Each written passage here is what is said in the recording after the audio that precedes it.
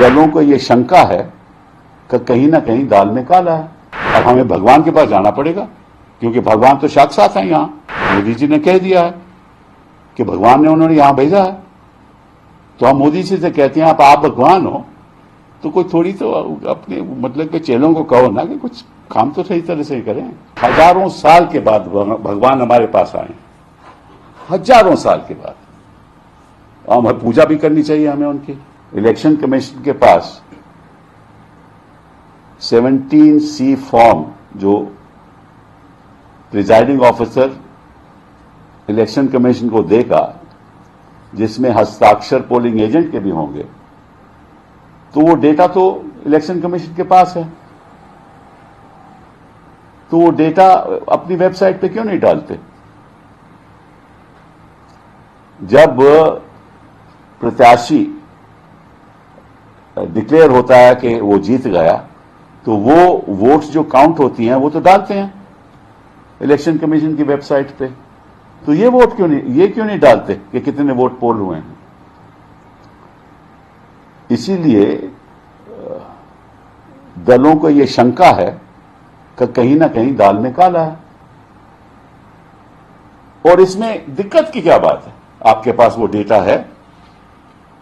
अब ये तो नहीं कह सकते कि आप पास डेटा नहीं है। आप कहते हो कि नहीं, हमारी कोई कानून में कोई ऐसा प्रावधान नहीं है जिसके आधार पे हमारी जिम्मेदारी है कि हम डेटा अपलोड करें।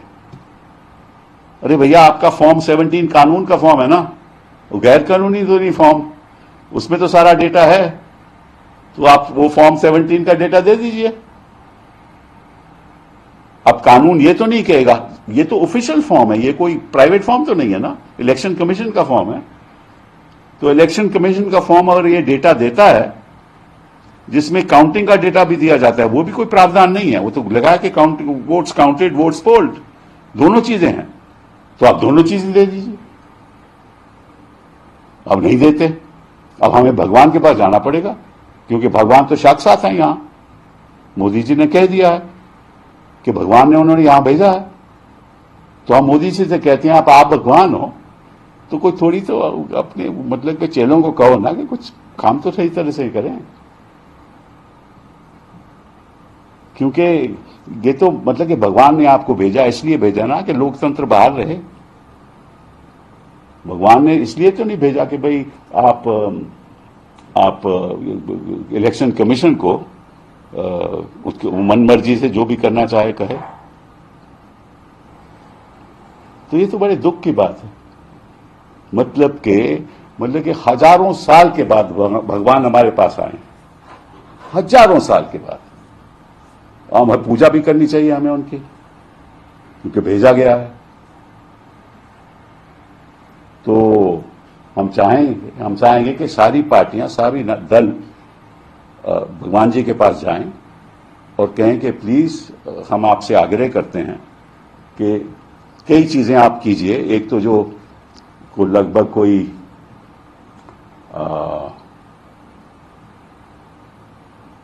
80 करोड़ लोग हैं जो इस देश में गरीबी में बेचारे प्रस्त हो गए हैं, उनका उद्धार कीजिए। और उनके लिए कुछ मतलब उनके बैंक अकाउंट में 15 लाख तो डालिए। उनको भी अच्छा लगेगा कि भगवान ने कुछ ना कुछ तो दिया, कभी ना कभी तो दिया। और बाकी जो पानी की व्यवस्था है, बेचारों की सैनिटेशन की व्यवस्था है, आप उसको तुरंत मतलब के भगवान राम ने तो सब कुछ त्याग दिया था।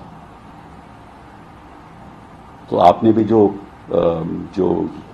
हम जिंदगी बिताते हैं, आपने सब त्याग दी वो, क्योंकि आपको जनता के लिए आए हैं यहां कि हमें तकलीफ होगी तो हम आप ही के पास आएंगे। हम तो अब कहीं और जा नहीं सकते। एक बार हमें ये जानकारी हो गई। और सुना है कि कुछ लोग ये भी कह रहे हैं कि जगन्नाथ जी भी उनके भक्त हैं।